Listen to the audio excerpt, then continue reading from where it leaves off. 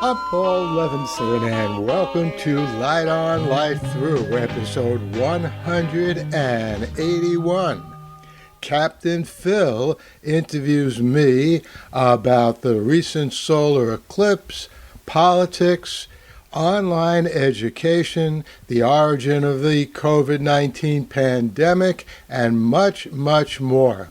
Yep, we conducted a 2-hour interview, or Phil interviewed me for 2 hours the other day on a show on WUSB, that's Stony Brook Radio, and you're going to hear the whole 2 hours in a few seconds. So sit back and enjoy. The Light on Light Through podcast. Someone who exists in a ring of fire, Paul Levinson, is on with me. Hello, Paul. How are you doing this morning? Hey, I'm doing great. I fell into a burning ring of fire. That is great.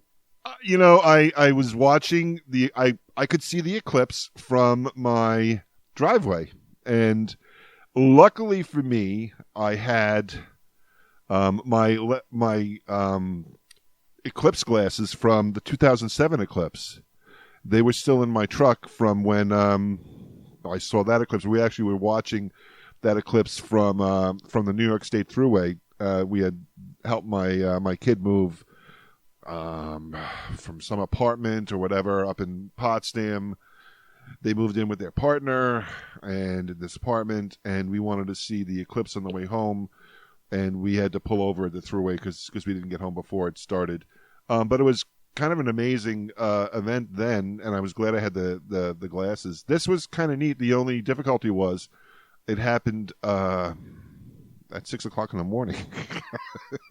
Yeah, well, you were looking at the eclipse. I was looking at the inside of my eyelids.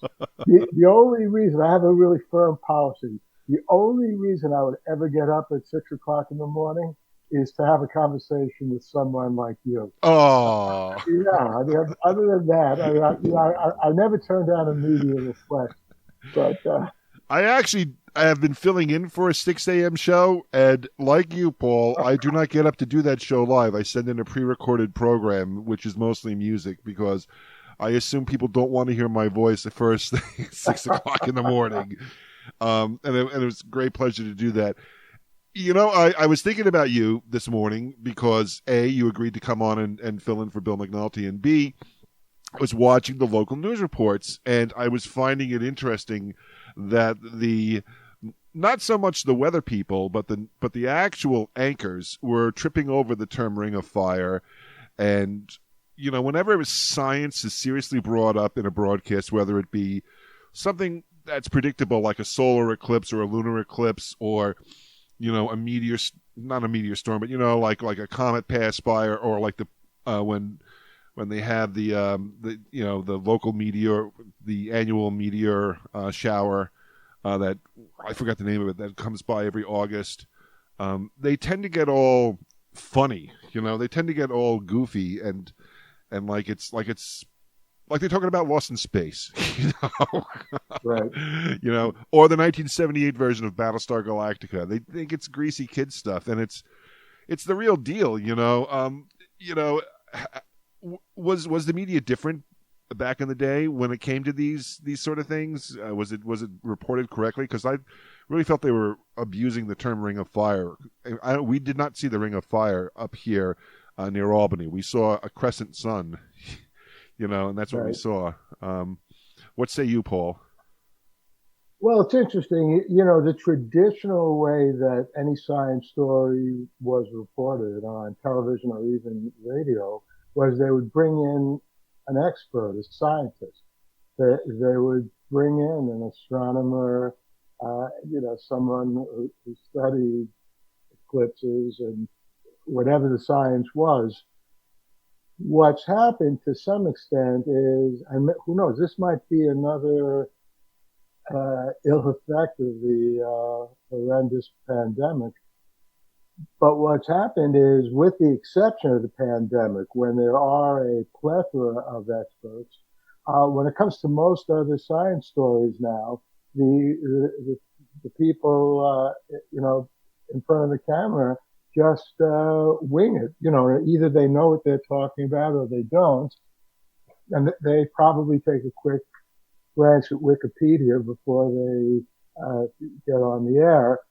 And by the way, that's not to denigrate Wikipedia. Wikipedia Oh does no, have I'm accurate literally information. looking at Wikipedia as you said that. By the way. Right. See, so you're an example of what I'm talking about. But but look, it's a tough time to do any story that either is not the pandemic or politics, because everyone is so understandably drenched in that. Why? Because it's literally a matter of life or death. That when something else comes up, it's bound to, even if they give it coverage, not get the full on hands treatment through people who know what they're talking about. So I'm not surprised at all. And the eclipse it's fun to look at. It's very profound in a way, but fortunately, no one lives or dies based on an eclipse. Although in primitive cultures, as eclipses are thought to be the imminent end of the world, and it was only by praying or something that you could get the sun back. So they're serious business. I should mention, by the way, that I've been especially tuned into the sun these past few weeks because I've been up on Cape Cod, and we have a little cottage by the bay. And wow, you get the most gorgeous sunsets I've seen anywhere in the world. And by the way, if anybody wants to see pictures of some of those, just take a look at my Instagram account at Paul Levins. And, I try to post a picture just about every night. But you really get a sense of the relationship of the sun to the earth when you can literally see, obviously, the sun setting. It's not the sun moving, it's the earth, tipping up in effect. And it really gives you a sense of where you are in this part of the universe in a way that you just don't get on an ordinary day. And an eclipse is even obviously more profound than a sunset because it happens very rarely. And I'm glad you brought up the it's an evil omen, that sort of thing. It's fun because last time there was a full eclipse, when it happens, it seems to me the weather changes slightly. So when my alarm went off at 5:15 and I got myself into a vertical position, it took a little while. I went outside to the driveway, and the sun comes up over this hill near where I live now. There's not a lot of trees on my property. There's actually almost no trees on my property. Something I'm very grateful for because we used to have a tremendous amount of leaves and stuff when we lived on Long Island. So the sun was going to come up over the hill, which meant that I was going to see the eclipse a little bit later than the rest of the area. And I guess I could have gone on that hill, but that's somebody else's property, and I wasn't going to stand there. And I was in my pajamas, too. I wasn't going to get dressed. I figured I could stand in my pajamas in my own driveway.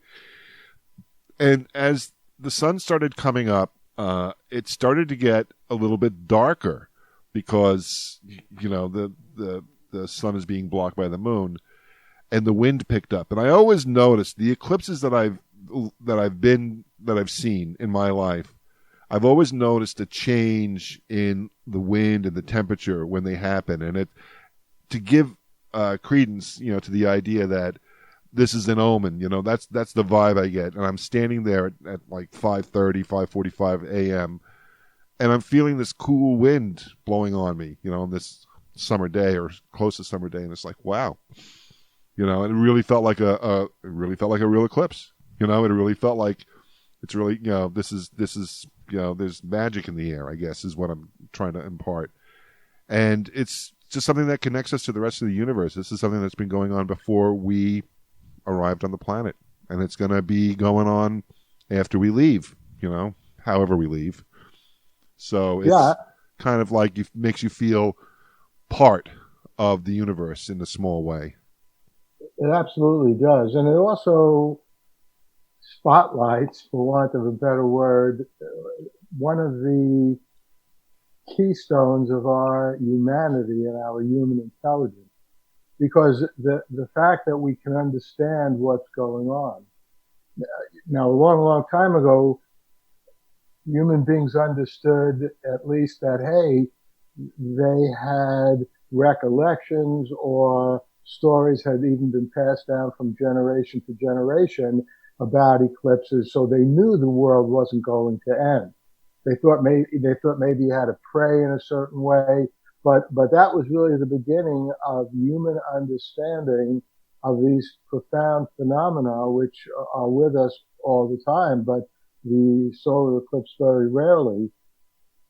But today it's much more obviously than just, understanding that the world's not going to end. We understand very precisely what's going on. And it's a good thing we have that knowledge because, again, to get back to the pandemic, think about the Black Plague. It wiped out as much as 3/5 of the world's population. They didn't have vaccines. They actually did understand that you should cover your face, by the way. So just to jump ahead to something we'll no doubt be talking about, the people back in the Middle Ages were smarter than many Republicans today. But they got, hey, you need to cover your face. But wow, think about 3 out of 5 people in some parts of the world, in some cities in Europe, died in response to the Black Plague. It just wiped them out. I seem to remember reading about the Black Plague and that they thought cats were evil or cats were associated with witches, so they got rid of cats, which would have done a lot to reduce the rat population. Or no, I'm talking about bubonic plague, right? Is that the Black Plague? Am I crossing the streams here, Paul? Did I get it right? No, there are 2 slightly different plagues, but they pretty much both had the same effect. The black, I think they're both caused by actually a somewhat similar kind of bacteria, but they are actually different. By the way, we were talking just a few minutes ago about people in the media not knowing what they're talking about. Probably some historian or epidemiologist will, if he or she is listening, will realize that what I'm saying is not quite right. But I'm pretty sure the Black Plague and the bubonic plague were 2 slightly different plagues. But you're not wrong to bring that up because they both had that horrendous effect. Mm-hmm. There's another lesson, by the way, that I often mention to my students when we talk about this thing, and that's that you can look at this in 2 ways. One, it wiped out 3/5 of the world's population in some areas, but what about the 2/5 that survived? Maybe they did have a natural immunity, mm-hmm. And that also tells us that we still don't know a lot and understand a lot about COVID-19. Although we've understood an enormous amount in a short period of time. Well, that's always been my great fear also with COVID-19 is that, yes, we're coming out of this pandemic. Yes, things are opening up. We don't know the long-term effects of COVID-19 because it's only been about a year and a half or so. And we don't know what's going to happen down the road in terms of, are there long-lasting effects, health effects, as you age. And B, mutations, And there are areas of the world right now, it's Mexico and Peru, I believe, where it's still running fairly wild. And I mean, it's great to have access to vaccinations, but it's a virus. And if not, if there is a group of human beings that aren't vaccinated, then we haven't defeated it. That's how viruses work. I know enough science to know that. So if let's say if Delaware decides it wasn't going to vaccinate any of the people who live in Delaware, we'd be in serious trouble because as we move through our areas and stuff like that and we come in contact with people, I'm not saying that Delaware is doing that. I'm just mentioning a state that's close to us. It doesn't matter that we're vaccinated, when they're not. Everybody needs to be vaccinated all over the world, especially now in the 21st century where people can travel so easily all around the world. these sort of things will just spread like wildfire. And I think we need to keep that in our mind. Absolutely. And good for Biden for Mm-hmm. getting these vaccines out to the people around the world. In addition to everything else that Trump did that was so horrendous, he looked at this whole situation with the pandemic in this incredibly short-sighted, nationalistic way, which goes completely contrary to what you just said. If the virus is alive and rampant anywhere in the world, it's a danger to everyone in the world. So what does Trump do? He withdraws from the WHO organization, pulls back internationally, and he didn't create the virus. I'll give him that. But other than that, he did just about everything wrong, and in an indirect way, is responsible for who knows how many people losing their lives. It's ridiculous. It really truly is. And I mean, I said that statement, and I want to mention to the audience who are listening, I had to take freshman biology twice. I failed it the first time. Okay, but I know enough about viruses. With that, my layman's knowledge of science, and I know enough that this is a virus. It's going to do this thing. A virus, it exists for one reason. It exists to find a place where it can make copies of itself. And unfortunately, when it makes copies of itself, people get sick, and in some cases, they die. But that's what viruses do. And they don't do it because you voted for a Democrat. It doesn't do it because you voted for a Republican. It does it because that's what it does, period. It's basically the shark in Jaws. And Trump decided he was going to be the mayor of the town of Amity. Yep, that's right. I mean, but the level of ignorance. I crack myself up. Well, no, it was very funny. Yeah, that's a good way of looking at it. The level of ignorance, beginning with Trump and going all the way down among many Republicans is amazing. Louis Gomez, he came down with COVID-19, and he attributed that to his wearing a mask. Yes.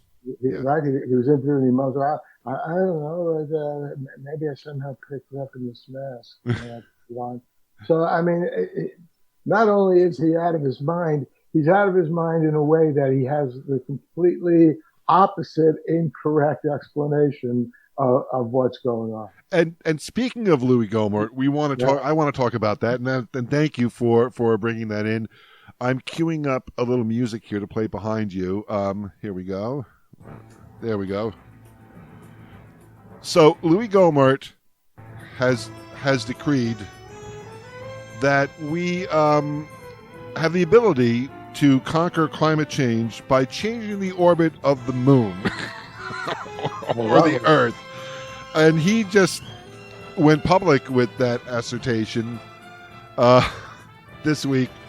And it's one of these things where you think, is somebody playing him on Saturday Night Live? is this... Listen, he's a science fiction writer. That's what's going on. I'm just writing, by the way, for those few of you who are listening who may have read some of my novels, my Phil D'Amato character in The Silk Code and The Consciousness Plague and The Chronology Protection Case and The Pixel Eye. Anyway, I'm writing a new Phil D'Amato novel, and I'm not going to mention the name of it because I don't want to give it away. But it has to do with attempts to control the weather and use it as a weapon. So, I mean, it's a great idea for science fiction that you could do something like change the moon's orbit and control the tides and do whatever you want. I love it. I mean, if I were Louis Gohmert, I would, hey, maybe somebody can send him Stan Schmidt's email and Stan will publish an analog.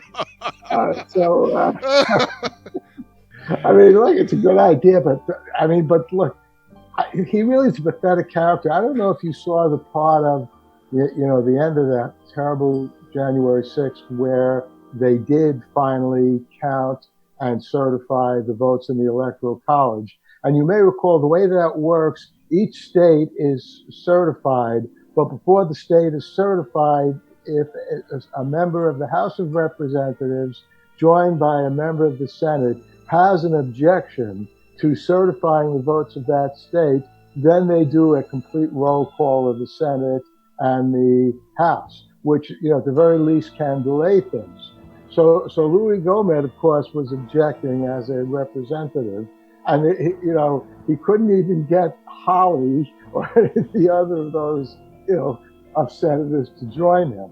And so basically he was up there with his objection, and then Pence, you could see he was almost feeling sorry for Gohmert, and he's saying, look, I'm sorry you don't have, a senator to join you in this objection, so I'm not going to be able to gavel the objection. And Gohmert, he just had no idea what was going on. He's practically crying. So, this guy, to say the least, he sorely needs an education. I don't know who would give it to him. There must be some school that could help someone like that. I think it's too late.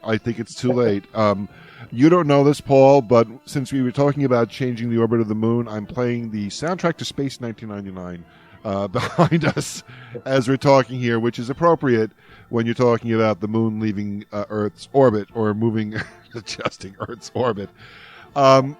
It boggles my mind that that someone in Congress can consider this. It just seems like beyond belief that he wouldn't know this, that this is not possible. But you're right. It would make for a great science fiction story. I like Space 1999, so. Yeah, I was going to say, but again, it's consistent. It's exactly the same thing, isn't it? Where, everyone knows who said this. Sunlight, it kills germs, right? Maybe we can get some sunlight. Yeah. Right? Right. And he turns to a poor doctor sitting in the back, and all she could say is, well, yes, sunlight does kill bacteria, but I guess what is she going to say?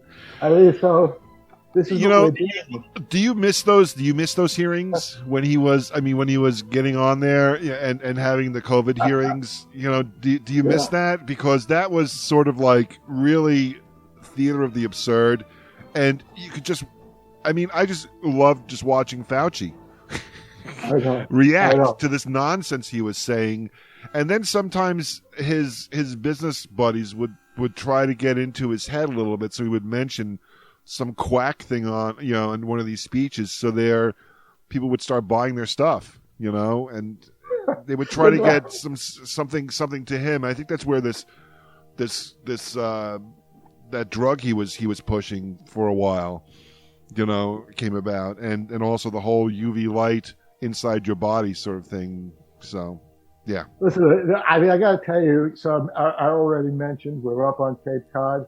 And my wife always packs, a lot of things, including pillows that we keep, packed up all year round. Yes, you see where this is going. Oh, no. And I could not believe it, and she couldn't either. So we still haven't burned it. I'm not sure what we're going to do with this guy's pillow. I said, you're not putting your head on that lunatic's pillow. My pillow. Or Mr. Pillow, whatever. It's my pillow, yeah. And the funny thing about that, the My Pillow, and well, for me is that my wife Annette has a terrible back, and so she's constantly adjusting, and we have adjustable beds, and we whatever, and that actual pillow she really liked. I know, my wife said the same thing. That really hurts. She said it's a good pillow. So I said, look, if Adolf Hitler made a pillow, you wouldn't need it, right? Yes.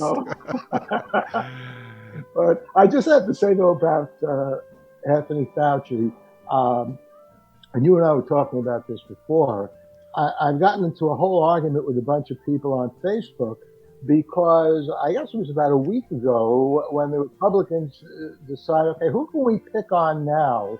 We can't pick on Hillary anymore. We can, but, she doesn't hold any position of authority. Oh, here's a good person we can pick on, Anthony Fauci. And so now, if you have a strong enough stomach to watch any of Tucker Carlson, which actually I don't, I just occasionally see a clip of something he says on MSNBC or CNN, but he is leading a charge against Fauci, and again, it's exactly what we've been talking about. It's just blatantly lying, taking a truth and turning that truth on its head. So now in this new demonology, Fauci made things worse in the pandemic.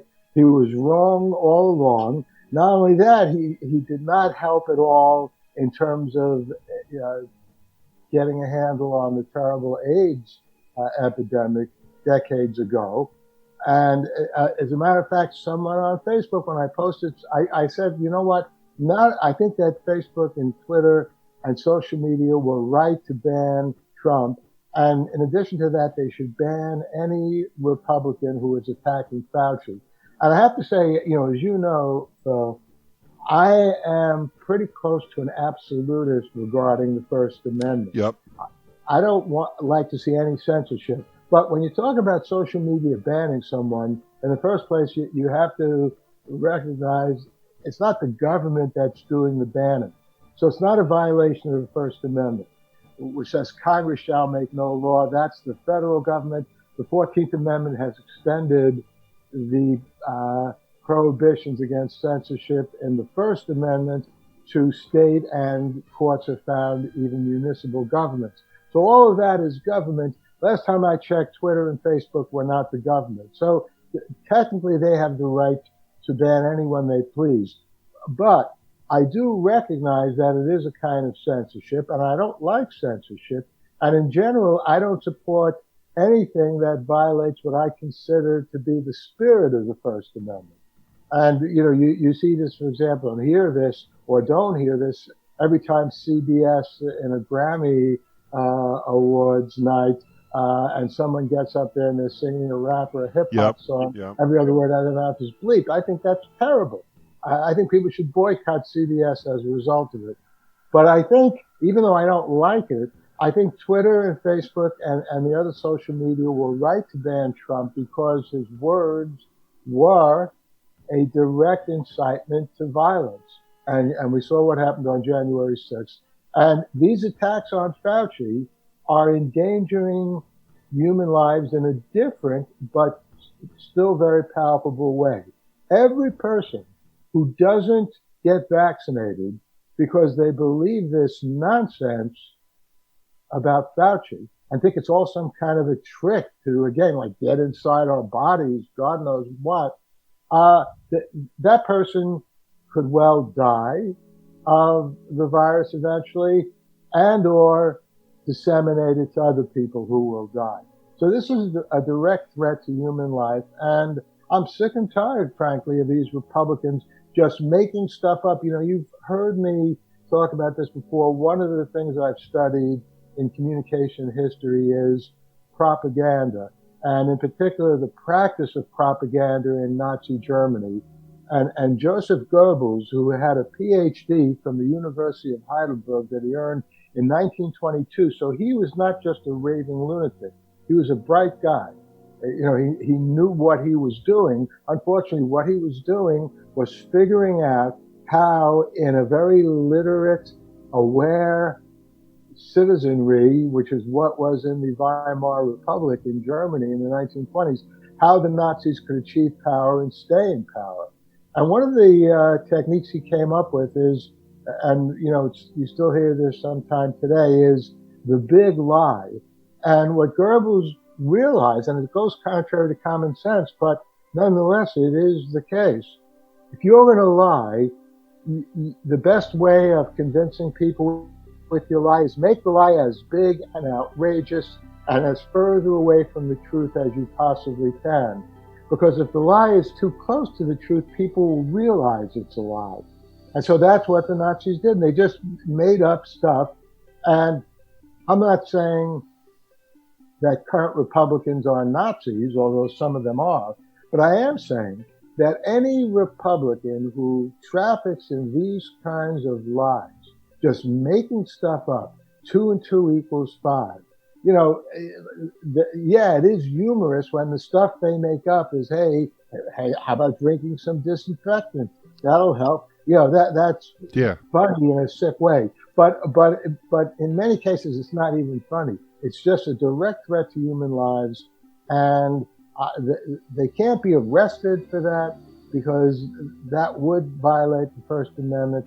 But they certainly don't need to have a platform on any social media system.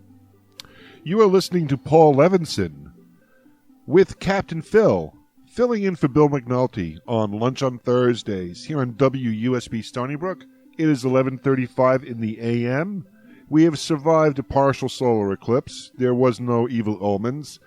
And we're discussing the demonization of Anthony Fauci. If you, Paul, you probably saw it. If you saw the interview with Anthony Fauci on the Rachel Maddow show, Yes. I found that incredibly impressive. I found Fauci going back, into his history when he was working with the AIDS epidemic and the AIDS virus, that he welcomed. There were, of course, were people, and this was an epidemic that Ronald Reagan pretty much ignored because of the people it was affecting. The gay men, and in some cases, people were saying that this is a plague upon them because they're sinners, yada yada yada. Anthony brought these protests, and the people, to their credit, people protested. They were serious about protesting, but Anthony Fauci actually listened to them, and he created, a great amount of allies, including one of the current best reporters, I think, currently, maybe a little skewed toward the left, Rachel Maddow, who is gay herself. So it really boggles my mind when I hear stories like you're encountering right now about Fauci, that he created this, he's exploiting this, he's this, he's that. Fauci's been doing this for decades. He didn't roll up his sleeves and says, now is the time for me to pounce and go all Dr. Evil on us. Fauci's career is to deal with viruses and pandemics and epidemics. That's what he does. That's, and he does it pretty well, I think. I don't understand why we had to demonize him, and I do understand why we demonized him. We're demonizing him, or they're demonizing him because Trump needs to have somebody to run against in 2024. He needs to have an enemy. He needs to have someone for his followers to chant, lock him up. And Fauci now is in the crosshairs. You think we're going to be seeing a lot more of this, Paul? Yes, we're going to be seeing a lot more of it because that's all the Republicans know. And let's face it, it worked in 2016. I mean, it barely worked. Hillary did win the popular vote, but she lost the Electoral College, and in part it was because of the incessant demonization of Hillary Clinton over that email nonsense. I think it was Bill Maher who said, hey, it's the equivalent of parking in the wrong space in a parking lot. It's such a minor infraction. And everybody knew that. The Republicans knew that, but they just kept on hammering away on that. And obviously, James Comey didn't help things by coming out just a few weeks before the election saying he was reopening that investigation, and then a few days before the election saying, oh, well, we're closing the investigation again. It didn't find anything. But all of that hurt Hillary Clinton's campaign. But the Republicans learned a very, very important lesson there, and that's that incessantly demonizing someone, and when you have a big media operation like Fox helping you, and then in addition to that, you have social media blaring this out, that does and can and has had a very adverse effect. One of the things, by the way, and I think it's good to point this out, it's important, it's clarifying, one of the things that Fauci has been criticized for is he changed his opinion about wearing masks. in the very early days of the pandemic, so we're talking February, March 2020, Fauci said the general public doesn't really need to wear masks. And he changed his mind a month or two later when evidence came in showing that masks were an extremely crucial way of limiting the spread of the virus, especially among people who either had who had the virus but didn't have any overt symptoms, or were just beginning to get sick, so their symptoms were very light. Maybe they coughed or sneezed a little bit. Those people wearing masks, that was very, very helpful. And so he changed his mind about the mask because the facts changed. And this is one of the keynotes of this Republican attack. Fauci misled us about the mask. And I saw Fauci just the other day. By the way, the Rachel Maddow interview was fabulous. And she, in my opinion, is the single best, most erudite person on cable news. And it's great that she's there. And a close second would be Lawrence O'Donnell. The two of them together are just really a powerful combination. But anyway, Fauci was interviewed not on Rachel Maddow, but someone else, and he said, I'm a scientist. I'm guided by the facts. When the facts change, I change my mind. And I thought about one of my favorite quotes, which I often put up when people ask me what are my favorite quotes. Sometimes it's just a quote from a Beatles song like "Rain, I Don't Mind It." That's one of my favorite quotes. But another one of my favorite quotes comes from John Maynard Keynes. He's the person who created Keynesian economics. And back in the 1930s, in the early 1930s, when the United States and the world was suffering in the Great Depression, Keynes said, the worst thing the government should do is spend money that it doesn't have, because then the whole situation in the Treasury Department and in the country will, as bad as it is, it'll go from bad to worse and fall apart, because then the government will be bankrupt.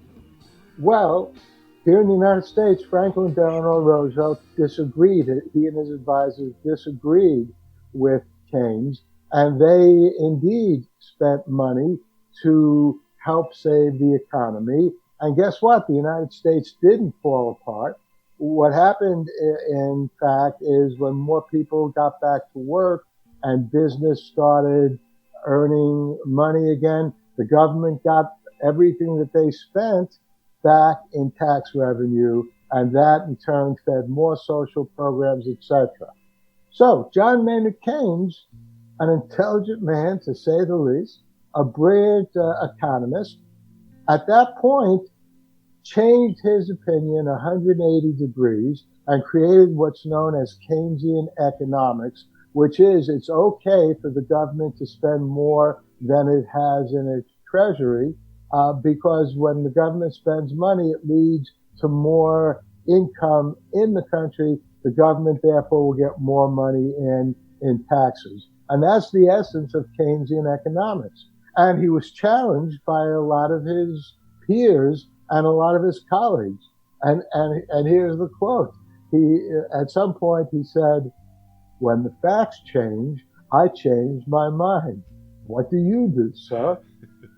So, that's what Fauci did. And this is the way human science, whether it's a social science like economics or whether it's a biological science like medical science, that's the way science operates. It keeps progressing by gathering as many facts as possible, seeing what works, what doesn't work, and very often you make real progress because something you thought would work in the first place turns out not to work, so you remove that from the equation, or just the reverse. Something you thought didn't work turns out actually it does work well, and so you then change your arsenal of weaponry to fight this particular illness. So that's all Fauci was doing, and good for him. He's a person of science. But that to the Republicans, anybody who has an adherence to truth and science, that to Republicans is hell. It's like, Harry Truman used to say, to Harry Truman, give him hell, Harry, because Harry Truman liked to give the Republicans hell.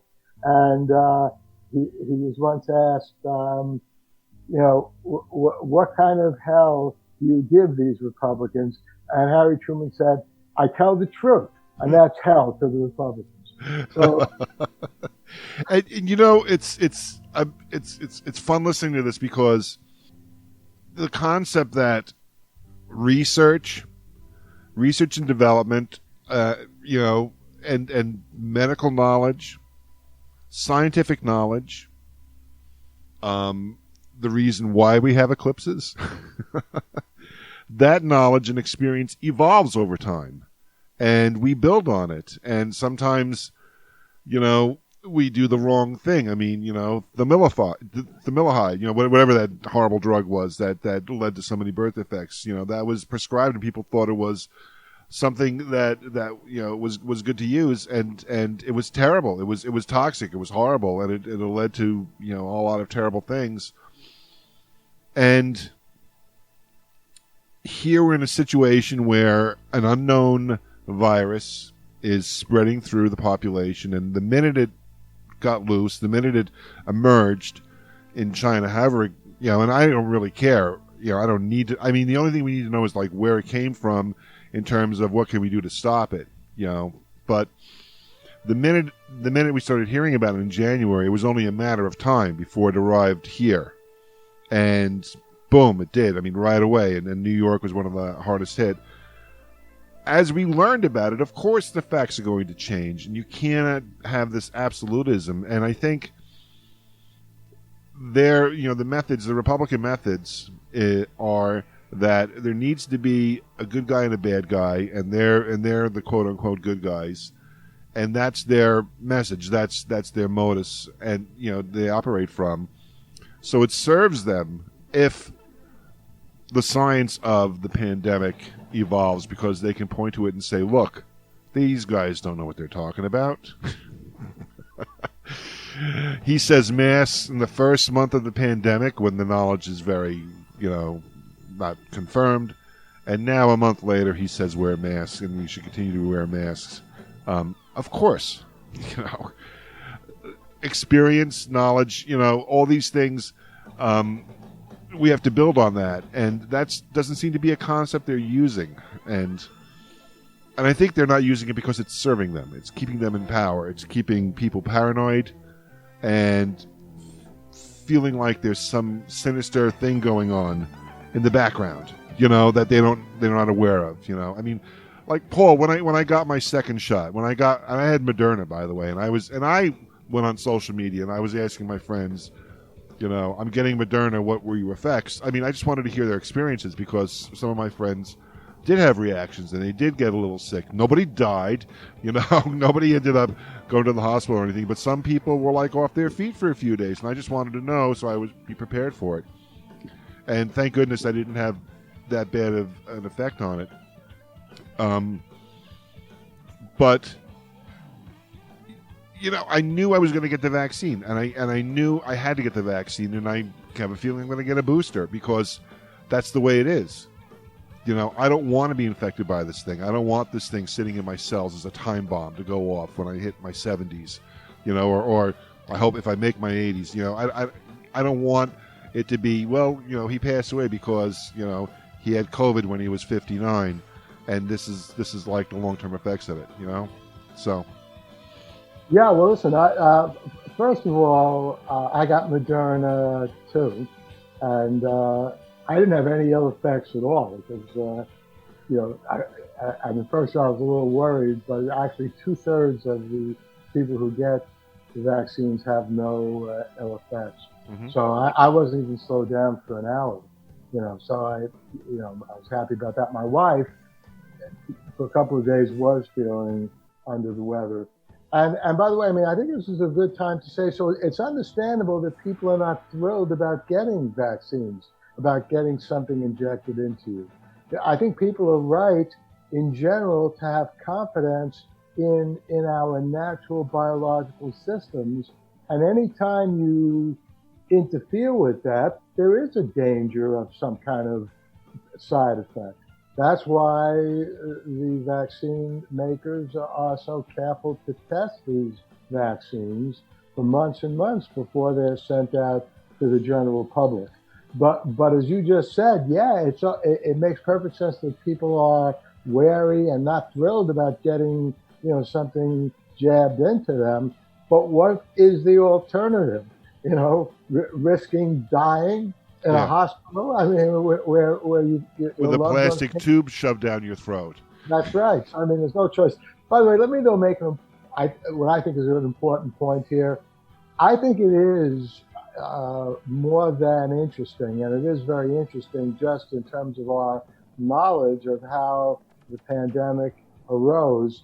But I think for a very practical, serious reason, it is important to, as best as we can, figure out how the pandemic arose. And if it did escape from a lab, it's important to know that, not because we want to demonize the Chinese. Again, this is this Trumpian Republican nonsense. There's a far more profound reason, and that's that there are labs around the world which have been investigating viruses. They claim that they're doing that because they want to be prepared in case an enemy launches a biological warfare attack, right? But look, I mean, I haven't investigated this, so I've just read a few articles. But I saw something which I didn't know before. I don't know if you knew about this, that some people think Lyme disease escaped from some lab here in the United States. No, I never heard that. I never heard that. No, I mean, I'm hyper aware of Lyme disease because I'm a former Long Islander. Right. And we always don't go out into the Pine Barrens, and don't go, you see deer, stay away from the deer ticks, or don't go jogging, on the nature trails in Hexter State Park, because you could, a deer tick could get on you. And I just, I had a friend of mine who was so paranoid about ticks. And this is back when I used to do bike riding and stuff, that we would come back from a ride and he was like, are there any ticks on me? It's like, I would just joke with it, there's a gigantic tick on your back, whatever. He would just freak out. But yeah, there was but I've never heard, I always assumed Lyme disease was just something that occurred in nature, and being passed around by the ticks, Never went there. Have you heard that? Yeah. Yeah, I mean, there was a very lengthy. There've been a series of articles in various places, and by the way, Fauci also thinks it's worthy of investigation. Here's what the current situation is, as best as I've been able to tell. The dominant theory, and that is the theory that most scientists are now subscribe to, is indeed that it arose naturally, but one of the problems is there has not been any evidence that can be brought to bear to support that. And the kind of evidence that scientists are looking for is if the virus first emerged in a bat and then it was communicated to a person, et cetera, that there should be more evidence of that in the months leading up to the actual outbreak of the pandemic.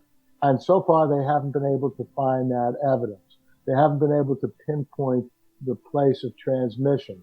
So until that part of the puzzle is filled in, the natural occurrence of COVID-19 as an explanation for how it arose, that still remains a likely hypothesis, but still an hypothesis, not really a fully supported explanation. So, since that has not been fully supported by evidence, there is the other possibility that the virus did emerge. And this is, by the way, a problem that preceded the current pandemic.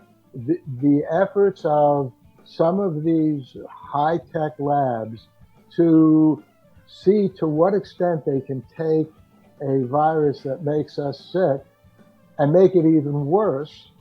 And they're claiming, the governments that do this, including the United States, they need to do that because that's what some enemy might throw against us. And many people think, and in fact, it's pretty much the case, that the SARS family of viruses is one of these viruses that more than one lab around the world have been working to see if they can create a worse virus, and not to use as biological warfare, but to be able to be the basis for countering that. Now, Obama was so concerned about that he put a halt, a temporary halt on that kind of research when he was president. And it's not clear what happened after Obama, but what Fauci has said is he thinks we need to investigate that possibility also.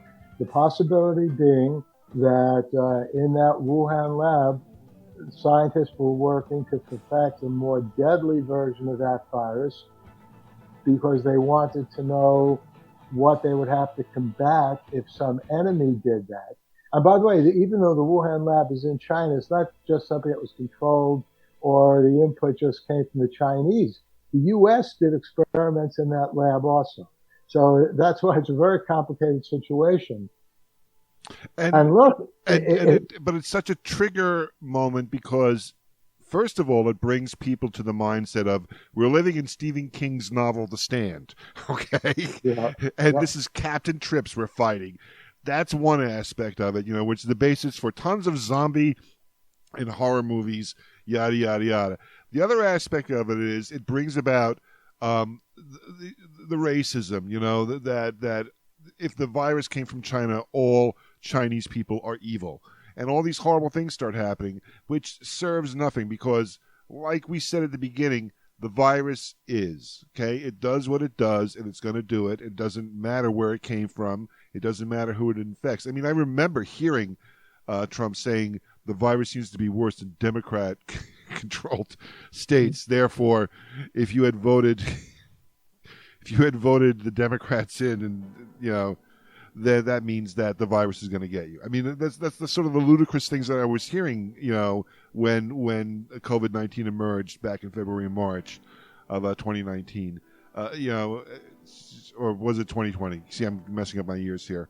And that's just ludicrous, just absolutely ludicrous. Because the point is, if there's going to be any reaction to a virus, we need to figure out what we need to do to not die and not pass it on to other people, especially people who are medically fragile and at risk. That's really the number one priority, and it gets lost in with all this other noise, that happens. Yeah, well, I agree completely. I mean, the racism against Asians is outrageous, and that it should be clamped down on.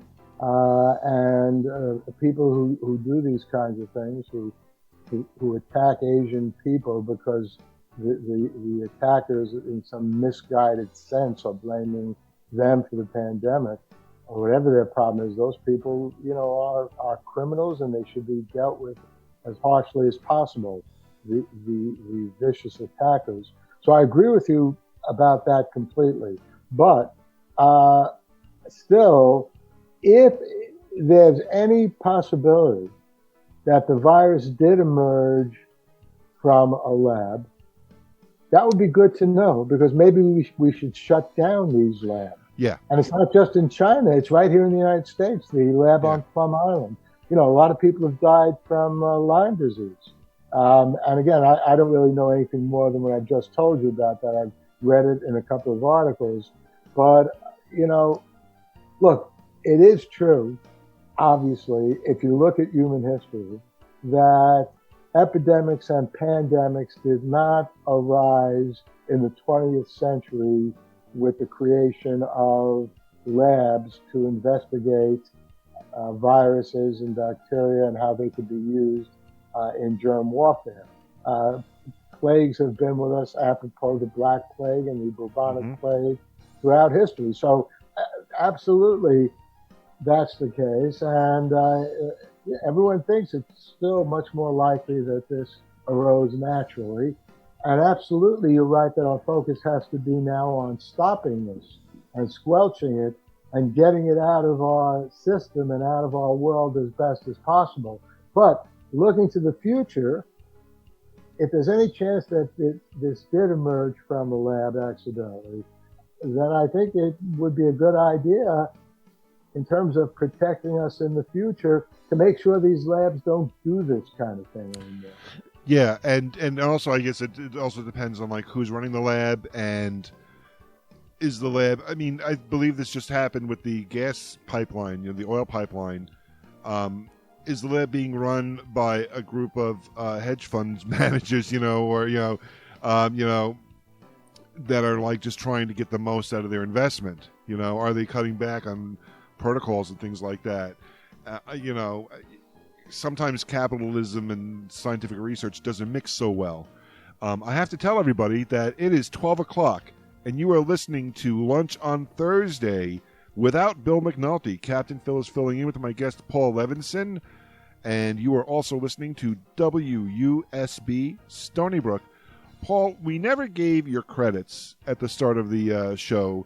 Let people know where to find you and your current as a science fiction writer and as a Fordham University professor. Give us your credentials. Let us know what you're doing and what's happening in the life of Paul Levinson.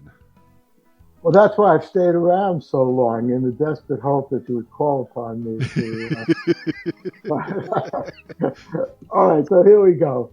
First of all, I mentioned social media. You can find me at Paul Lev, PAULLEV, on Twitter. I'm a very friendly guy. I'll almost definitely follow you back if you follow me. So I'll be happy to see you on Twitter. I'm on Facebook under my name, Paul Levinson. So you can follow me there. I think I mentioned earlier Instagram, at Paul Levins, PAULLEVINS. I also have my own podcast called Light On, Light Through, where I will put a recording of this show up in a few days.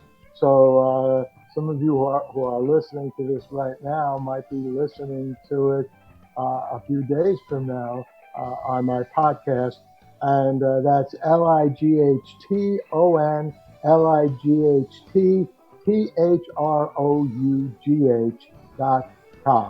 lightonlightthrough.com, my podcast. If you search for my name on Amazon, you'll find links and pictures and reviews, not all of them good, but some of them good, of all of my books and nonfiction books, my novels and so on. I mentioned earlier, my first published novel is called The Silk Code. It won the Locus Award for the best first science fiction novel of 1999. I went on to write 2 other novels, and I also wrote a novelette called The Chronology Protection Case with the same character, Dr. Phil D'Amato, a filmmaker in California by the name of Jay Kensinger, actually made a little movie. And by the way, Phil, you'd love this, not only because you and Phil D'Amato have the same first name, but you'd love it because of your Long Island and Icon pedigree. The first place that movie was shown was Icon in 2002. And I miss Icon so much, Paul. Yeah, I miss it so much. Me too. And then we did a new coda or ending to the short film, making it a minute or two longer, back in 2012, 2013. So that little movie is up on Amazon Prime. And getting back to my podcast, also in the next week or so, you'll hear an interview that I'm going to be doing with Jay Kensinger about how he made the movie and what it's like to take something that's written in the form of a novelette and turn it into a short film. by the way, Jay will be a guest in a class I'm currently teaching through Zoom for Fordham University in their summer session called Science Fiction from Page to Screen. So Jay will be my guest this month. As long as I'm talking about that class, which I'm really loving, I put it together. This is the first time I've taught this class. My guest in July will be none other than Rufus Sewell, and we're going to be talking about The Man in the High Castle and the differences between Philip K. Dick's novel and the Amazon Prime series. And anyone who's read the novel and seen the series, I'm not giving anything away. Rufus Sewell's character, John Smith, who was just fabulous in the Amazon Prime series, didn't even exist. He wasn't part of Philip K. Dick's original novel. And one of the things we're going to be talking about, just to give you a little teaser on that, because that eventually, that interview will eventually be on my podcast too, and on YouTube. One of the things we're going to be talking about, and I'm not sure, Phil, if you and I talked about this already, after the series concluded, I wrote a lengthy review. And again, not to give too much away, but I said the very ending of the Amazon Prime series presented a picture of John Smith, Rufus Sewell's character, that was inconsistent with what the whole earlier year or two of the series had been showing us about John Smith. And I said, I don't know why they did that. And so Rufus Sewell contacted me after I published the review, and he said, hey, Paul, thanks so much. You and I are probably the only people who think that, but I had the same feeling. And so it should be a fun interview. Getting back to Phil D'Amato, see, Phil, you probably saw you asked me to talk about this. I'll talk for another 2 hours about it. But getting back. No, I wanted to make sure we got your credits out there. This is fascinating stuff. And I know a lot of our listeners are familiar with The Man in the High Castle, Philip K. Dick, and in his work. And speaking of the paranoia about, what we've just been talking about with Fauci and the virus and this and that, it's an absolute perfect segue to talk about the late Philip K. Dick. Yeah, he would have had a field day with what's going on. It's funny you said that, Paul, because I just recorded an interview with the band Evership, and somehow we got on to the subject of Philip K. Dick, and I think one of the things we touched upon, because the composer, of this interview, the composer of the music we were talking about, is very literate and very much into reading and writing. And I said to him, "Can you imagine if Philip K. Dick had lived through this last couple of years?" I think he would. I think you're right. He would have had a field day, correct? Absolutely. There's something, by the way, about the name Phil, because not only is it your name, Philip K. Dick's name, Phil D'Amato, my character that I've been talking about, but there's another Phil Ochs, who, in many ways, in my view, he was a singer-songwriter. Yep.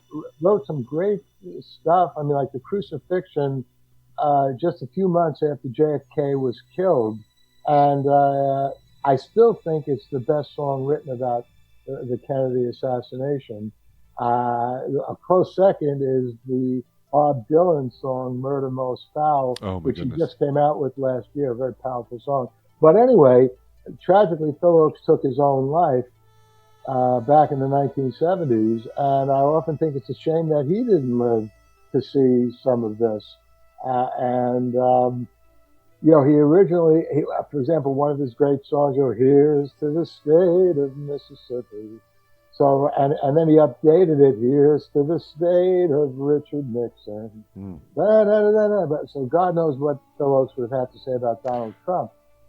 But and I'm so glad you brought up Phil Ochs, because Phil Ochs' music, the actual host of the show, Bill McNulty, plays his music all the time. It talks about him all the time. So it's like you're channeling the spirit of Bill McNulty right now by bringing this up. Listen, my wife and I love Phil Ochs, and one of the things I do, I haven't mentioned it because it's just for fun. I put together playlists on Spotify. And so I recently created a playlist called Uptown, Downtown, and Nearby Places. And, some of the songs are obvious choices. Uptown Girl, or let's go downtown, where all the lights are, or they say the neon lights are bright. How about? But I realized that I just added this, that Phil Ochs' song Tape from California explicitly mentions New York. He's writing a song from California. New York City is exploding, and that was when he moved out to California. And he was a fabulous lyricist. He had a beautiful voice, and one of the things I still can't stand him to this very day. This strikes me as a good opportunity to vent about yet someone else, not a Republican as far as I know, but there is a critic by the name of Robert Christgau, who was a critic for The Voice, I don't know, going way back to the 1970s. And I first got to know him because back then he came out with a savage and, in my view, ignorant review of Paul McCartney's second album, Ram. And so I wrote a letter to the Village Voice saying, what's the matter with this guy Christgau that you have writing these reviews? He doesn't get what's going on. He missed a lot of the great elements of McCartney's music. And the Village Voice, the editor, Diane Fisher, surprised me by sending me a check for $75 and publishing my letter as an article in the Village Voice. So in a way, I should be grateful to Robert Christgau because he was responsible for my first publication and got me started on that nefarious life of writing. But the other point I wanted to mention is, in addition to savaging Paul McCartney, Robert Christgau also attacked Phil Ochs and basically totally ignoring his lyrics, totally ignoring the beauty of his voice and the haunting melodies that he wrote, and basically attacking his guitar playing. And, Phil basically strummed the guitar. He never tried to be a professional guitarist. He was like a folk singing guitarist. So, attacking him for the way he played guitar shows a complete ignorance of what Phil Ochs was doing. So I've always thought that Phil Ochs did not receive as much credit as he deserved. And yeah, there's no doubt that in the world that we're living in, and I realized this in the 1980s when Reagan was president, that it's too bad Phil Ochs isn't around. And it's certainly that way here in the 2020s. Well, I want to shift gears a little bit, but I really appreciate you bringing up Phil Ochs and Ram.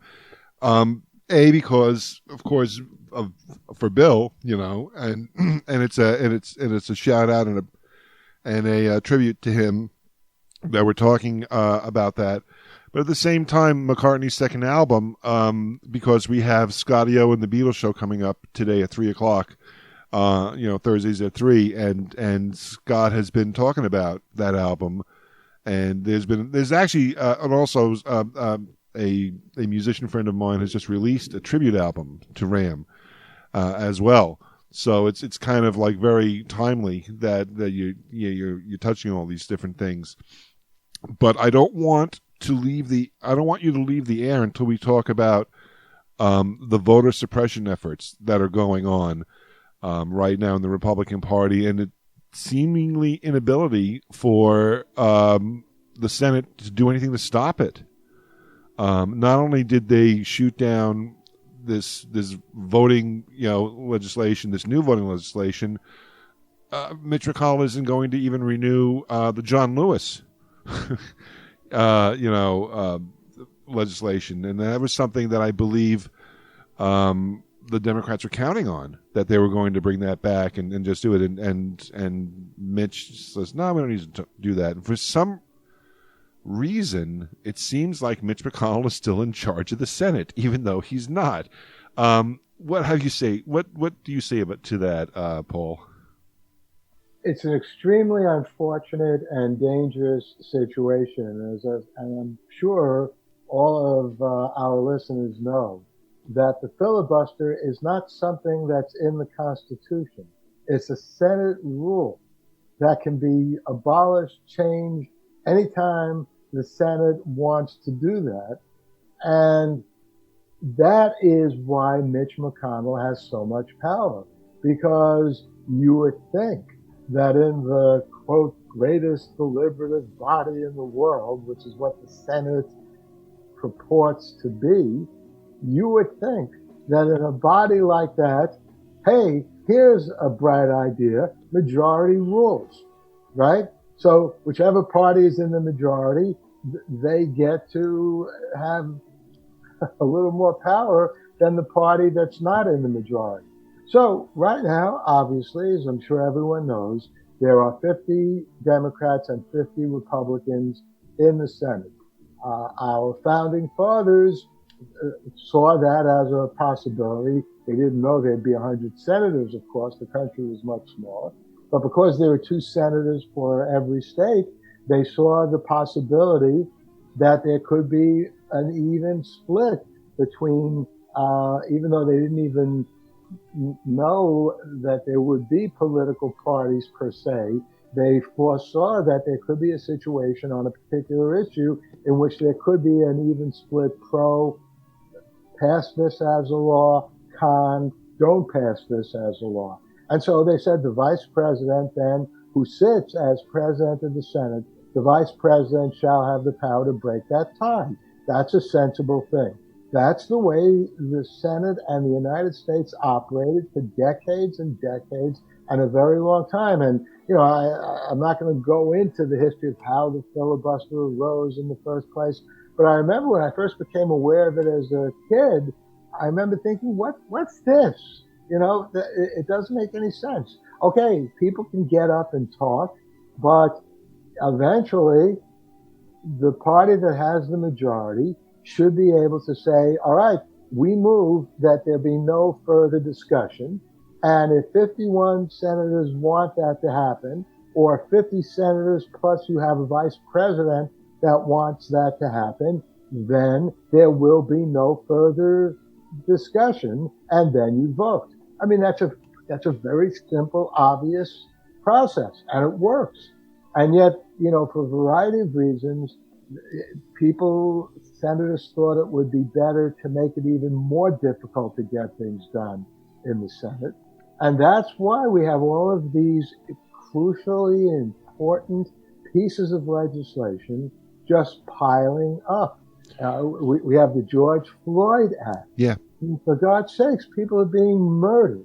African American women and men, usually men, but always African American, are being murdered by police. And thank goodness, finally, we see some justice being done in Minneapolis with the guilty verdict for former officers Chauvin. But we need to reform the laws and how they regulate what police can and can't do.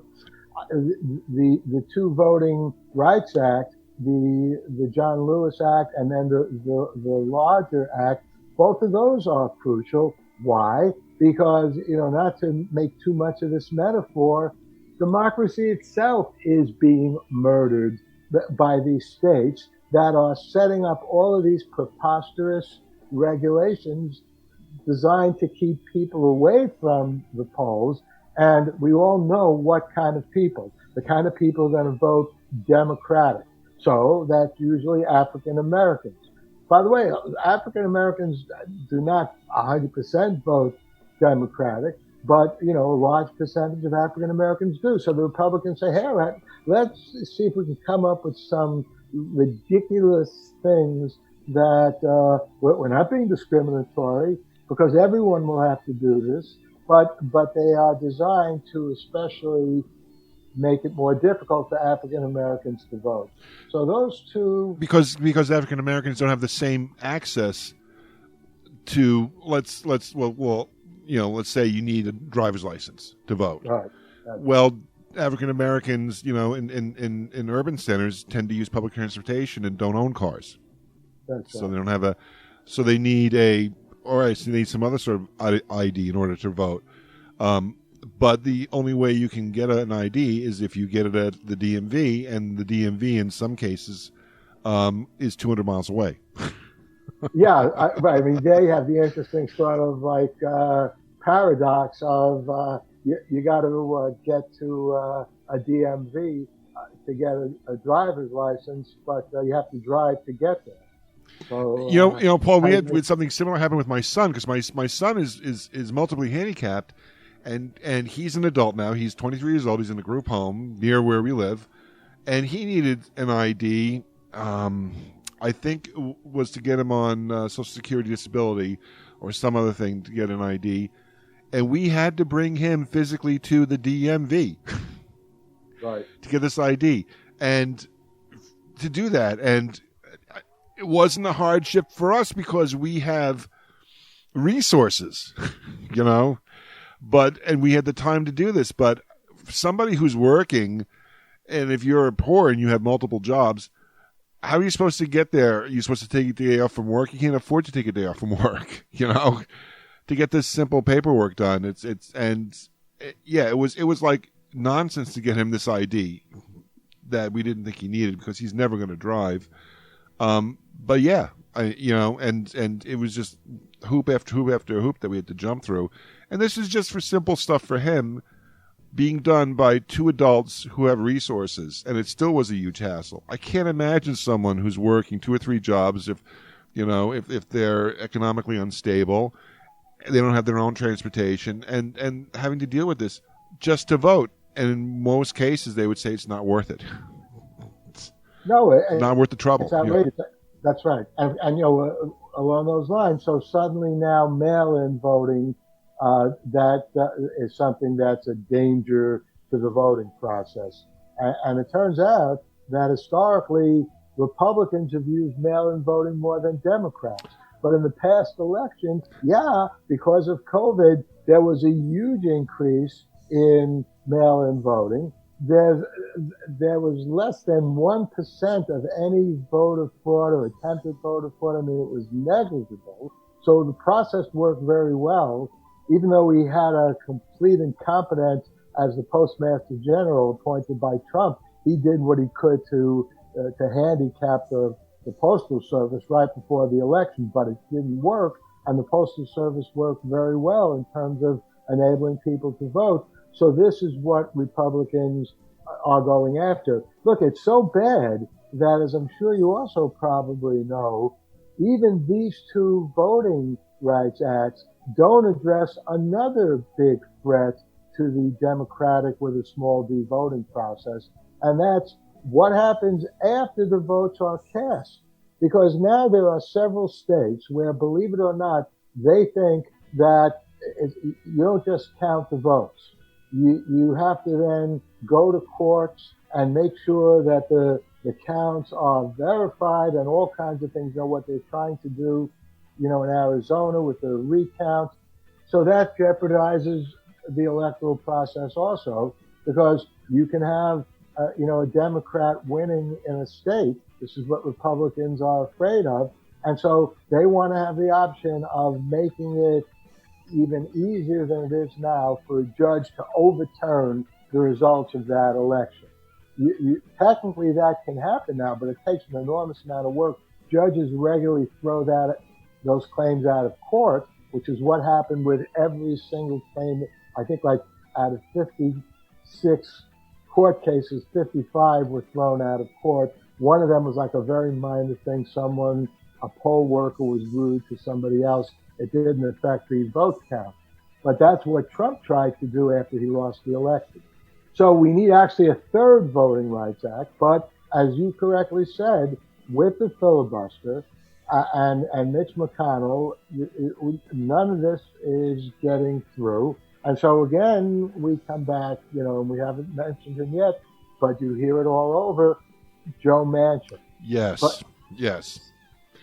And it seems like Joe Manchin, while, I listened to a great debate on Joe Manchin on MSNBC a couple of days ago with a couple of talking heads, and you've had your experience in the talking head box, on various news channels.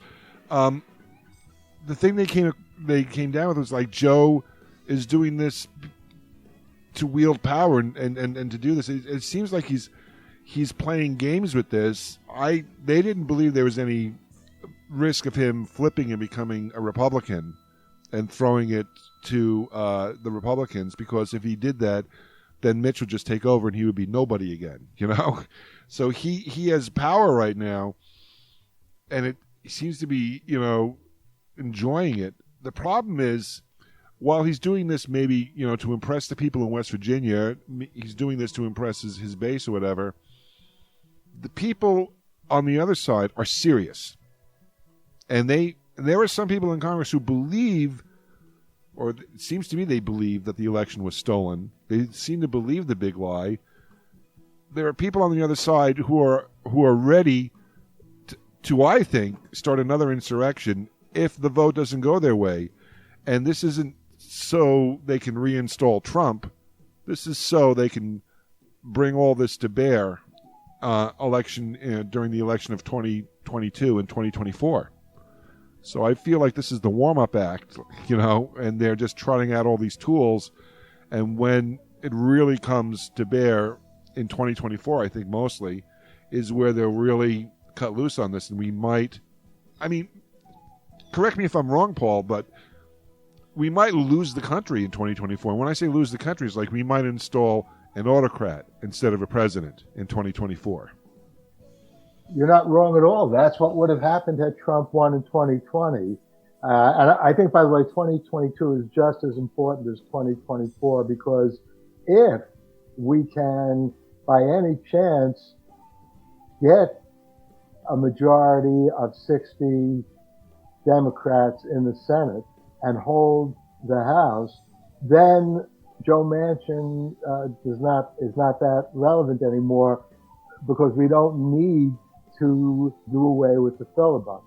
I feel like he's playing games, though, but this isn't a game. This is serious stuff here. It's very serious stuff. Look, I don't know Joe Manchin, and you know, I'll say on his behalf that he has voted the right way on a lot of important issues. He voted to impeach Trump. He sided with Democrats many more times than he did not. So he is a Democrat. He does come from a very conservative state, by a state in which Trump won by a huge margin. Yep. So look, I think we have to take that into account. And I don't agree with him that somehow the filibuster is a sacred thing and the Senate needs that. I think he's wrong. I wish I could sit down and talk to him. I know other people have done that. They've tried to do that. So I agree with you, Phil, though. I don't think there's any danger that he's going to jump to the Republican Party, because you're right.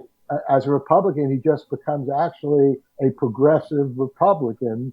And if anything, he'll have an unfavorable position. He'll become Mitt Romney.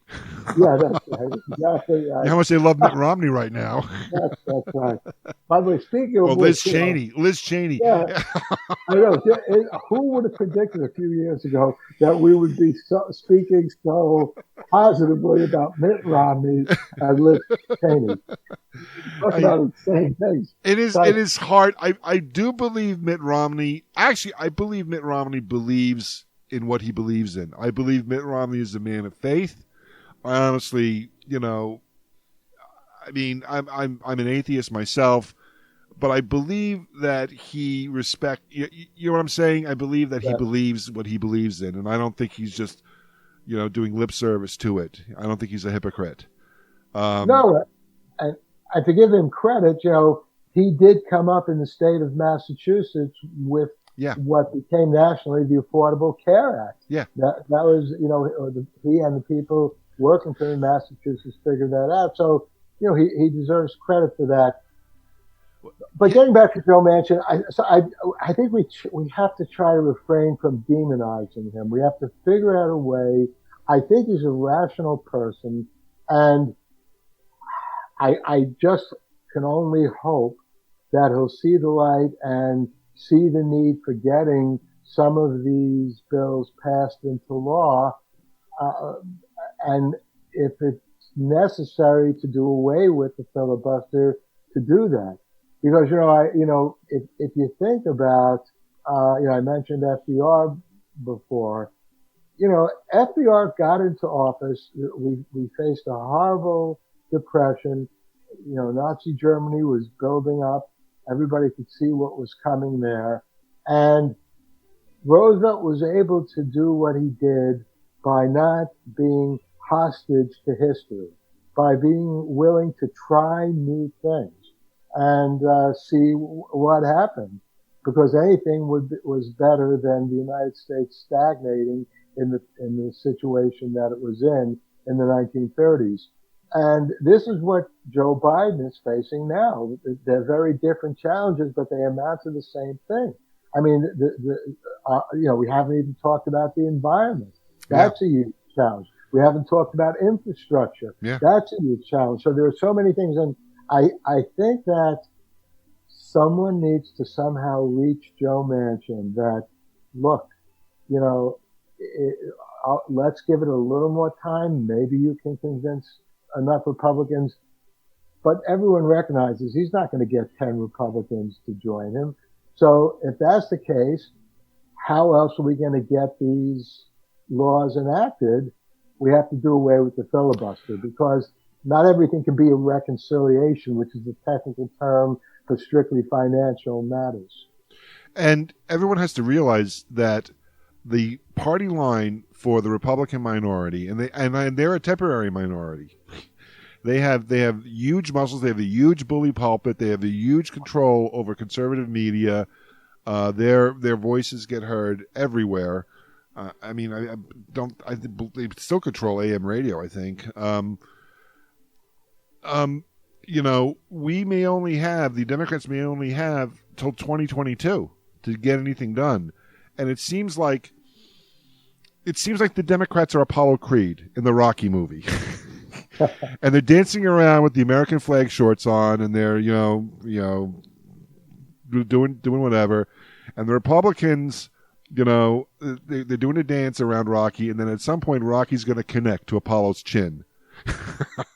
And that first punch where Apollo realizes Rocky's in this for real. And Rocky's, I'm like flipping the script here, that Rocky is the hero, But, that first time when he hits him, I feel like that's going to happen in 2022. I feel like we're going to be pulling ourselves off the mat on election night in 2022 saying, I didn't see that coming. These guys are serious. And these guys are serious. They want to be in power, and they will do anything to be in power. They will take away people's voting rights. They will make insane viral videos shooting a camera through AOC's mail slot in her congressional office. They'll encourage their constituents to attack the United States Capitol. Anything to be in power. The one thing they don't have, Paul, is legislation.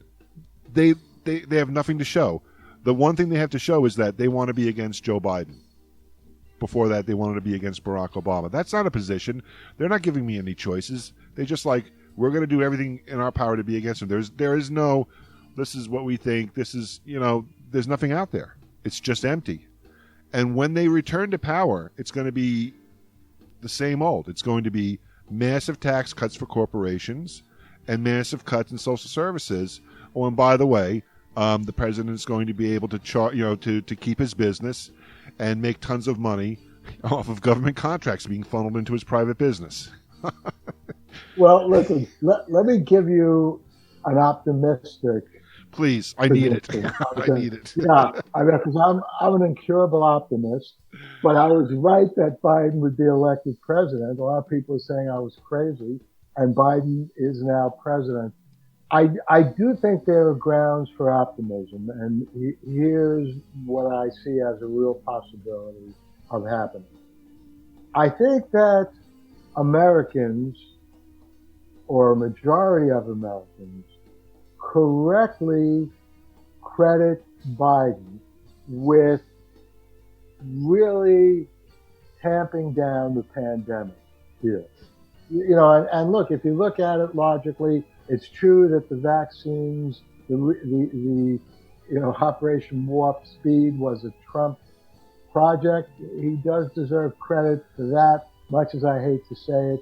But it was Biden who figured out not only how to make the vaccines, develop them as quickly as possible, but get them out to the American people as quickly as possible. And I think that every single person who has received a vaccine is going to have a level of gratitude for what Biden did and what the Democrats did. Secondly, I think we are finally beginning to see some progress on some of these issues, even without the legislation. So again, I want to get back to Chauvin being found guilty. He was found guilty of murder. That is a major, major development. We've come a long way since we saw Rodney King savagely beaten to within an inch of his life in the early 1990s on a primitive video. And those police were found not guilty in the assault trial that they were subject to. They were convicted on some kind of federal hate crime charges. But over and over again, Errol Garner's murderers, he was also choked to death. Those cops, they were never found guilty in a court of law. They were suspended, in one or two cases fired. So Chauvin and that guilty verdict represents a very important step forward. And I think the American people, that is those American people who are decent, they may not be African American, but they're decent enough to see that we have to do something about these murderous cops. They are going to vote Democratic. And I think that African Americans, despite what the Republicans are trying to do, because those laws will be challenged in court, even if we don't pass this legislation on a national level. So I think a lot of those laws are going to be struck down. Why should you need a driver's license? Indeed, what does one thing have to do with another? You have a right to vote as an American citizen, not because you learned how to drive a car. I've never been asked to show my driver's license to vote. I just voted in the local school board election. What was it, last month or whatever it was? That's right. We just showed up, signed my name, and that was that. That's right. So I think we should keep the pressure up relentlessly. We should challenge the Republicans at every step. We should keep the pressure on Joe Manchin. We should work very hard to have the Senate do away with the filibuster. Maybe they can limit it in some way so we can get some of the legislation passed that way. But I'm going to predict that in the year 2022, the Republicans are going to be routed in the elections in the House of Representatives, for representatives in the House of Representatives, and for people in the Senate. Look, I was delighted, I'm sure you were, to see yesterday that Val Deming, a former prosecutor from Orlando, Florida, a brilliant member, she was part of the impeachment committee in the House of Representatives. She's challenging Marco Rubio in Florida. I think she's going to beat Marco Rubio. Oh, please, let it be true. Yeah. Let it be true. That's right. Boy, will I be happy on that day. But there are other people around the country who are challenging Republicans. Yes. There are a lot of Republican Senate seats that are up in 2022. One of the problems we had in 2020 is there weren't that many seats that were up in the right states and so on.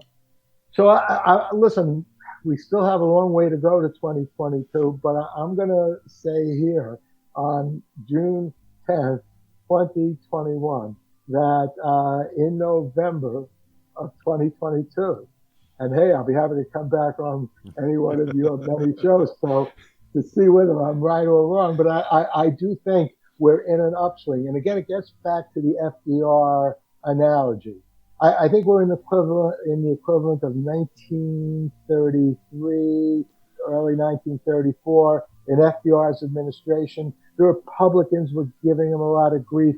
The courts were striking down his New Deal legislation. People were worried that, that basically the United States was going to die in the 1930s, because what happened is this Great Depression led to horrible dictators like Hitler and Mussolini getting power in other countries.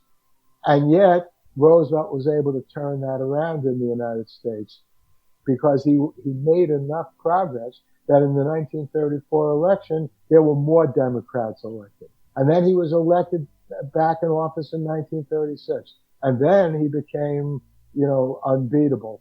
So I think with the very early stages in the Biden administration and the Democratic with a capital D and a small d resurgence, but I think that resurgence will succeed. I hope so, and I will have you back on, and we will quote you on this, and we will hold you to it. And if a dark age happens and we all have to go underground, then we're all going to come and live with you up in Cape Cod and watch the sunsets. Hopefully before the stormtroopers come. Yeah. Where do they say in V for Vendetta? Creedy's thugs put him in black bags. Remember in V for Vendetta. So yeah, hopefully that won't be where this ends up. By the way, Bernie is doing pretty well also, right? Bernie is kind of amazing, and it's I feel bad because I feel like we're not going to see him again in terms of running for president. If Biden is still up, I'm sure Biden's going to want to run in 2024 if he's a successful. And the thing I wanted to mention before when you were talking was the things that Biden is proposing are enormously popular to people on both sides of the issues. They're popular with traditionally red voters, and they're popular with blue voters. People want infrastructure reform. They want tunnels and bridges and roads repaired. And guess what? Who are we going to get to build those roads and tunnels and bridges? And that would be Americans who need jobs. So it seems like a no-brainer. I don't understand how anybody could be against stuff like that. And I mean, it just seems to me that we are at a moment here. We're at a moment here where you can really begin to change things for the positive. And I think we're also at a moment when we learned a lot about through the pandemic, where maybe we don't need to commute, to work anymore. There's maybe a lot of businesses out there that we can be telecommuting. Maybe we do really need to be serious about broadband for the entire country, for all areas of the country, so people can go to work, but still, by not driving in. I mean, I had a huge discussion about this with Leslie Mandoki, from Germany, and he said this is a moment to change. And when I had him on at the beginning of the pandemic, I said to Leslie, I haven't bought a tank of gas in 2 months. That's how much driving I was doing, I love it. I haven't brought my car in for the usual checkup, because the miles are just not there. But I'm glad you said that, though, by the way, because I don't know if you know this, though, but my wife Tina and I founded a company. I came up with the name for it, Connected Education, or Connect Ed for short. Back in the 1980s, we were offering online courses for academic credit, starting with the New School for Social Research. We had a master's program. It was done totally remotely, and we didn't have video. There was no Zoom. It was done completely through asynchronous text. But we realized back then the great advantages of distance education. We had students from, 38 states around the country, 22 countries around the world. I remember we had a guy sign on from Singapore, a woman signed on from Japan, and were actually taking courses with us. It was very primitive, but it was very, very instructive.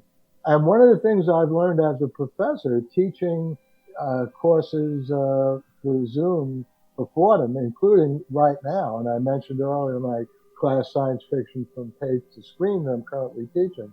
I'm also teaching 2 other classes online this summer. There are enormous advantages in distance education. One advantage, by the way, is that, it's very easy when you're teaching a class via Zoom. There's also a system called Panopto, which basically records and provides a transcript to your class. Wow. So if a student misses a class, they can get the whole class. Or if they have trouble paying attention during a Zoom class because they're listening to WUSB. It's very distracting. But they can go back yet, or it's like a whole study aid there. Mm-hmm. That's right.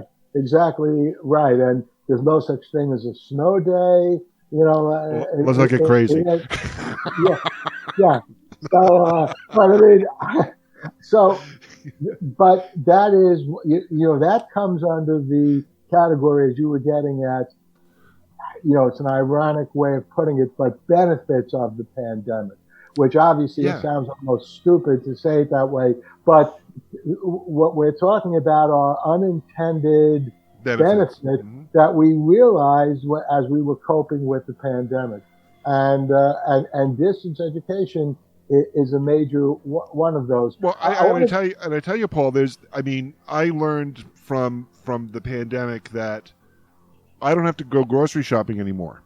I can make an order online and I can drive to the store and pick it up. And the great benefit of that is a human being is picking the order for me. So I'm not doing this, this ridiculous scan your own groceries nonsense, in the store where all of a sudden I'm an employee and I'm scanning my own stuff. Somebody comes out. I always try to tip them. Sometimes they're not allowed to take a tip, but I always try to give them a tip.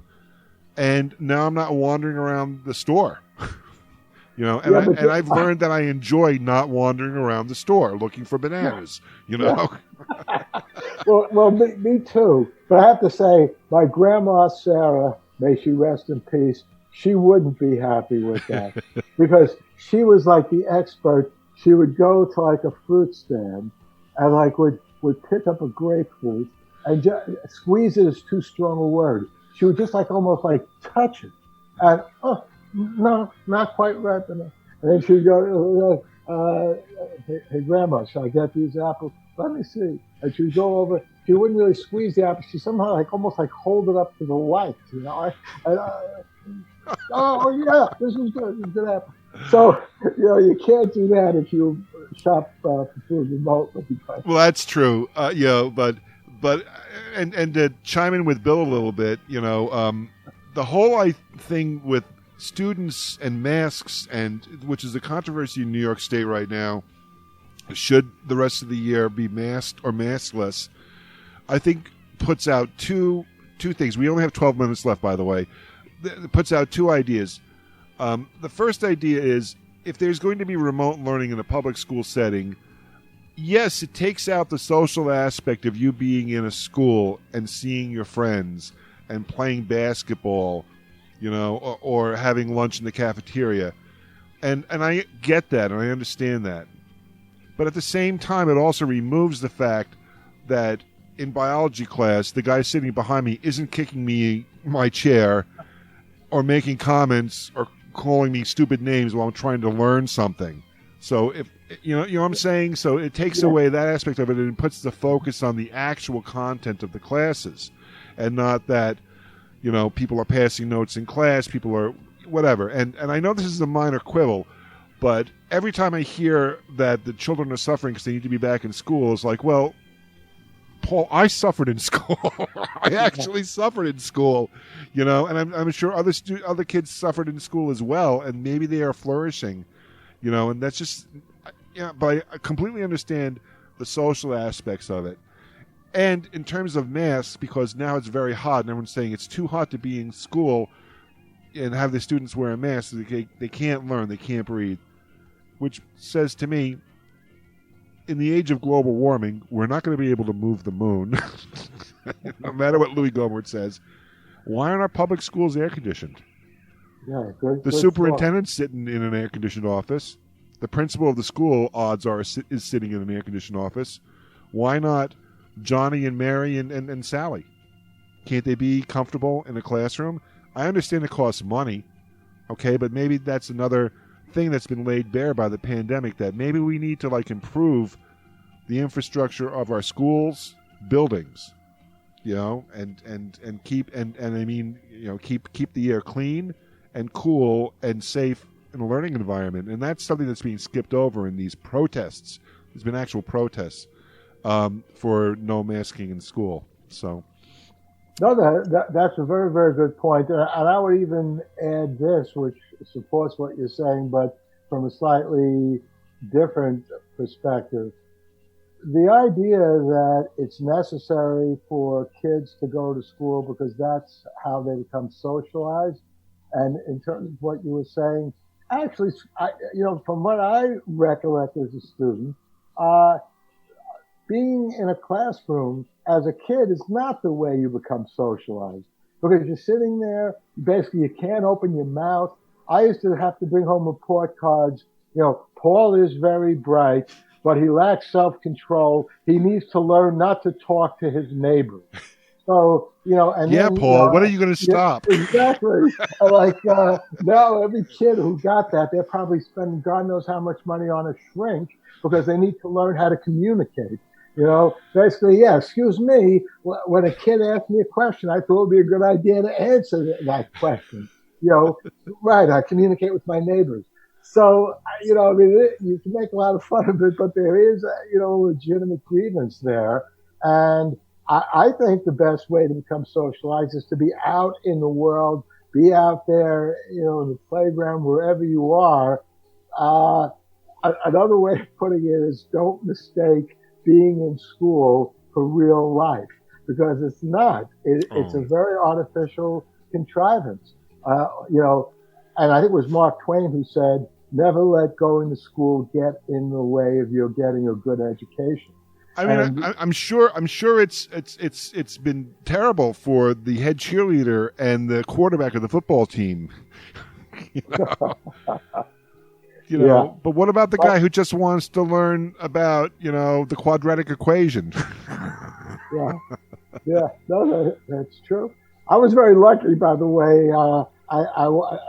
This is like maybe the first time on radio. I want to give a shout out to two guys. I don't even remember their first name. One was named Medina, and the other was named Miniachi. I think Miniachi's first name was Sal. I'm not sure what Medina's first name was. Why am I mentioning this? Because I remember very, very clearly. I'm walking to my high school as a sophomore, and some kids started picking on me. Imagine that. Why do they want to pick on a nice guy like me? And these two tough, we used to call them rocks in those days. They had their hair slicked back. They came over and they pushed away the kids who were bothering me. And I said, hey, thanks. I really appreciate that. And they said, no problem. That's what we like to do. We like to protect people. So thank you, Miniachi and Medina. Believe it or not, I think I had Miniachi's daughter or granddaughter. No.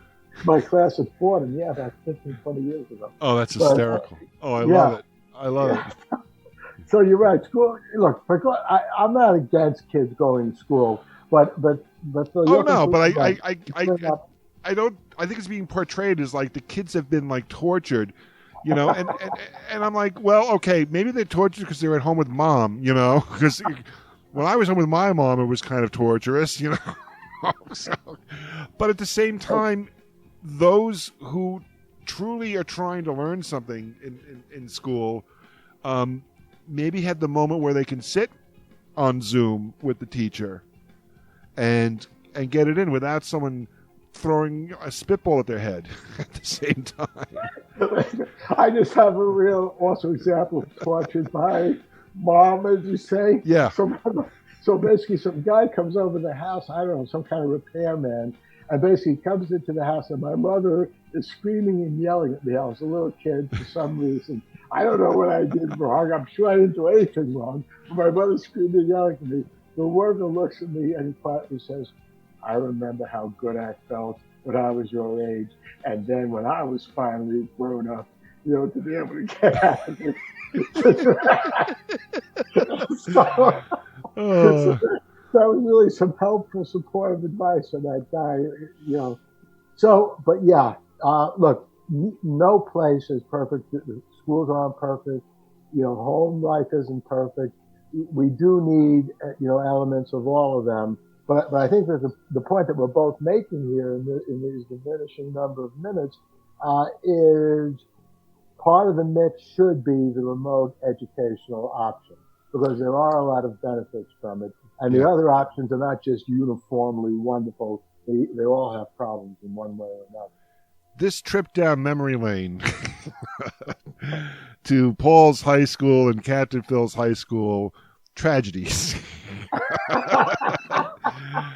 has been part of Bill McNulty's Lunch on Thursday. I want to thank Paul Levinson for coming on. We're about 5 minutes away. We're going to start transitioning. We got Cut Supreme coming on at 1 o'clock with the training session. Scotty O and the Beatles show at 3 o'clock. Maybe he'll play some of that Paul McCartney Ram album, Paul. 5 o'clock, Democracy Now! 6 o'clock, Sounds of Film. And at 8 o'clock, my good friend Chris Laporta in studio, live in studio. So all that is coming up here. Paul, one last time, how can people find you in the last few minutes here on the World Wide Web machine? Okay, well, one thing I didn't mention last time, search for me on Spotify, and you'll find my artist page, and you'll find both my albums, Twice Upon a Rhyme, that came out in 1972, that for many years the only people who heard it were my wife and kids, but then it got rediscovered in Japan. Anyway, my grand plan, as you've heard me say before, was to wait almost 50 years to come out with the second album, which I did in 2020. Welcome No one Up. expected that to happen. Nobody expected it, at least of all me. I was stunned even as I was singing it. But that was recorded, just to give a shout out, in Batavia, New York. And by the way, every time now I see this Applebee's commercial, there are a series of Applebee's commercials. Welcome back. Check it out. And the Cheers, song as well. I think of the recording of Welcome Up because Tina and my wife went up there. She gave me some moral support when I was recording the album, and we had a great dinner in Applebee's. So, hey. Thank you, Applebee's. You're in part responsible. That was amazing that you had a great, it's amazing on so many levels that you had a great dinner at Applebee's. I apologize to Applebee's. Well, they deserve a shout out because it's great to hear John Sebastian's Welcome Back Cotter song again. Yeah, totally. Nice to hear it. So you search for me on Spotify. You'll find all those songs. I already mentioned you can find my science fiction as well as nonfiction all over Amazon. Oh, I also have a blog called Paul Levinson's Infinite Regress. Yes. So you can do a search on that, Paul Levinson, that apostrophe S, Infinite Regress. That's my attempt to be philosophically clever. It's primarily television reviews, but you'll find some political stuff as well there. Well, thank you, Paul. I am playing If I Knew You by Heart behind us right now as we transition to Cut Supreme. So I'm hearing your voice in my headphones right now. Both from you on the Zoom call and the singing as well. So it's kind of wild. I knew you by heart. There it is. Thank you so much, Paul. This has been a magnificent 2 hours. It went by very quickly, and I will see you on the Facebook and internet machine, my friend. I'll get you a copy of this in a few hours. Thanks. Looking forward to it, Phil. Great pleasure talking to you. And thank you so much. We had a great chat, and we covered a lot of ground. And you were right; we could go on for a couple more hours. Absolutely. Let's try it someday. 20 hours. There you go. We'll see. We'll see how that goes. Our own radio filibuster. Take care, my friend. See you soon. You too, Phil. Take care. All right. Bye-bye. You've been listening to Paul Levinson on Lunch on Thursday. We're about to transition over to CR1 and Cut Supreme. So, Cut Supreme, you got about 30 seconds left, my friend, and then it's all you. And thanks again, Cut, for all the great work you've been doing. I'll see you guys around. Captain Phil's Planet, June 17th, interview with Evership. Be there. It's going to be great.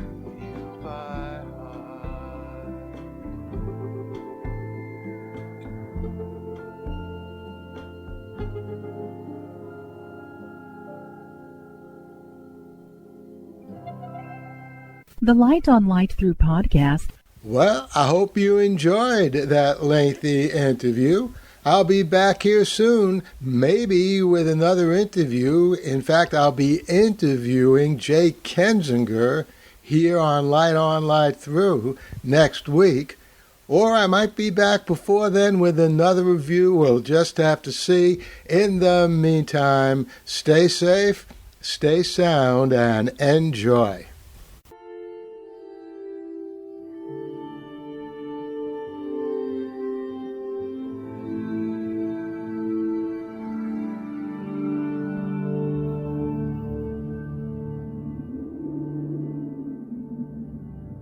Athens, 2042 AD. She ripped the paper in half, then ripped the halves, then ripped what was left again into bits and pieces of history that could have been.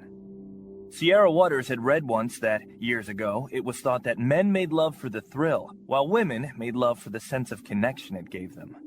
Curled Up with a Good Book says, Sierra Waters is sexy as hell. You can find out more about The Plot to Save Socrates by Paul Levinson at theplottoSaveSocrates.com.